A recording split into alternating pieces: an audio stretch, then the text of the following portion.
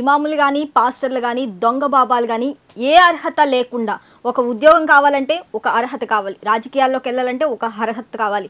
కానీ ఎలాంటి అర్హత లేకుండా ఈజీగా డబ్బు ఎలాగైనా సంపాదించుకోవాలి అనే ఆలోచనతో ఇలాంటి బాబాలు పుట్టగొడుగుల్లా పుట్టుకొస్తున్నారు.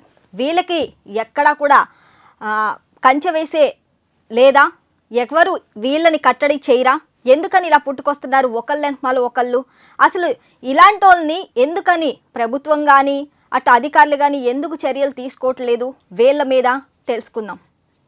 శ్రావణి, ఇక్కడ విషయానికి వస్తే ఇప్పుడు ప్రజెంట్ ఉన్న ప్రజల్లో అంతగా వీటి మీద అంటే ఈ టెక్నాలజీ మీద కానీ లేకపోతే ప్రజెంట్ జరుగుతున్న కొన్ని సిచ్యువేషన్స్ మీద వాళ్ళకి సరైన అవగాహన లేక వీళ్ళు ఈ మూఢనమ్మకాల వెంట పడుతున్నారు అని అయితే ఒక ఆలోచన. అండ్ ఇంకొకటి ఏంటంటే ఎక్కడో అంటే ఇప్పుడు చేసిన పాపాలు పోగొట్టుకోవడానికి లేదా గతంలో చేసిన పాపాలు పోగొట్టుకోవడానికి మాకు పుణ్యం వచ్చేస్తుంది లేకపోతే మాకు డబ్బులు వచ్చేస్తాయి అన్న ఒక పిచ్చి ఆలోచనతోటి ఈ జనం ఎవరైతే ఉన్నారో ఈ బాబాలు, ఈ అఘోరీలు, ఈ పాస్టర్లు వీళ్ళ వెంట పడుతున్నారు అని అయితే నాకు అనిపిస్తుంది.